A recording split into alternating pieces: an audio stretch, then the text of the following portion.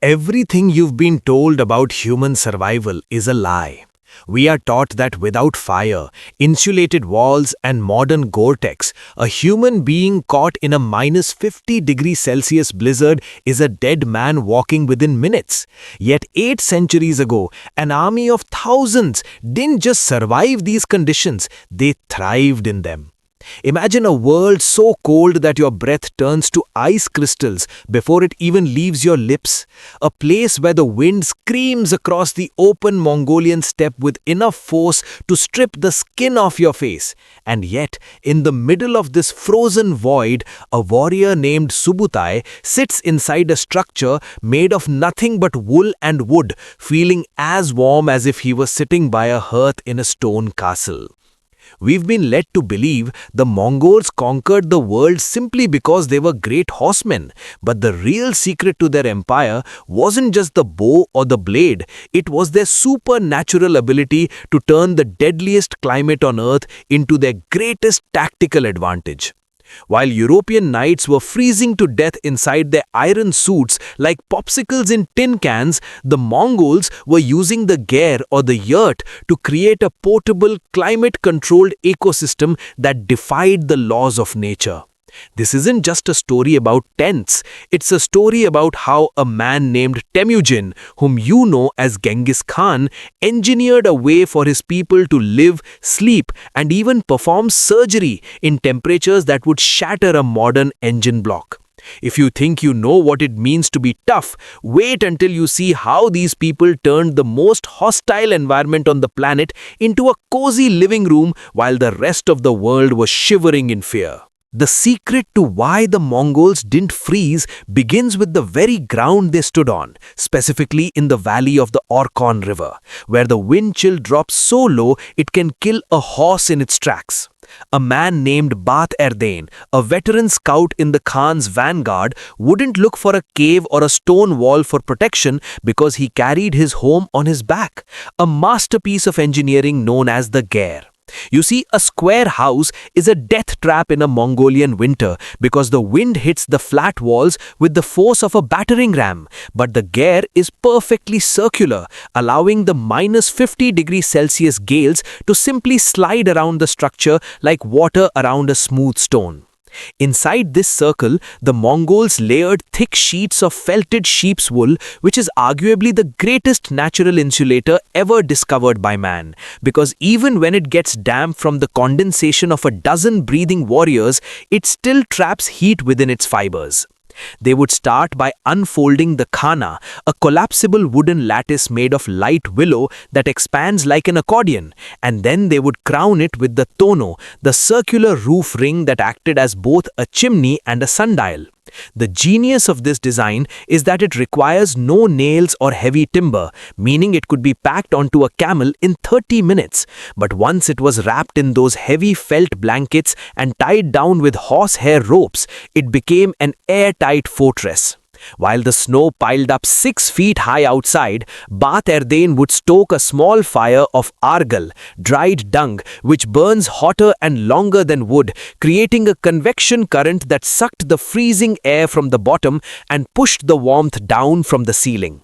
They weren't just camping, they were living inside a pressurized heat envelope that kept the interior at a steady 20 degrees Celsius while the world outside was a frozen graveyard.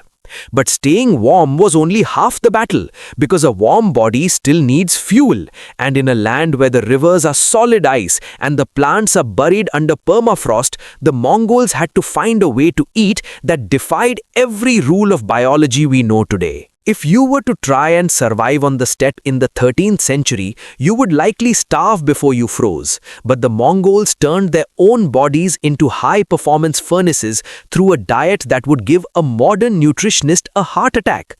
A commander like Subutai knew that his men couldn't rely on grain or bread because you can't grow wheat in a blizzard. So they turned to the 5 snouts, their livestock, to provide a high-fat, high-protein fuel source that kept their internal body temperature elevated. They drank airag, fermented mare's milk, which was loaded with vitamins and calories. But their true survival hack was boats, a type of wind-cured meat that was concentrated down until a whole cow could fit in a small linen bag.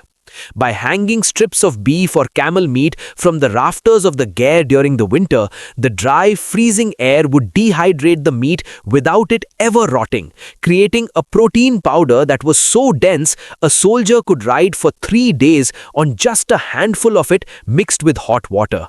This wasn't just food, it was chemical warfare against the cold, providing the massive caloric surplus needed to prevent hypothermia when they had to spend 18 hours a day in the saddle. But along with the best food and the warmest tents, there was one final terrifying challenge. How do you keep your blood flowing when you're forced to sit perfectly still in a sniper's nest for hours in the middle of a polar vortex?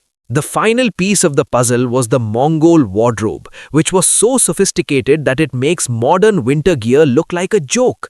A warrior didn't just wear one coat, he wore a system of deals, long robes made of silk and fur that overlapped in the front to create a triple-layered shield over the chest and vital organs.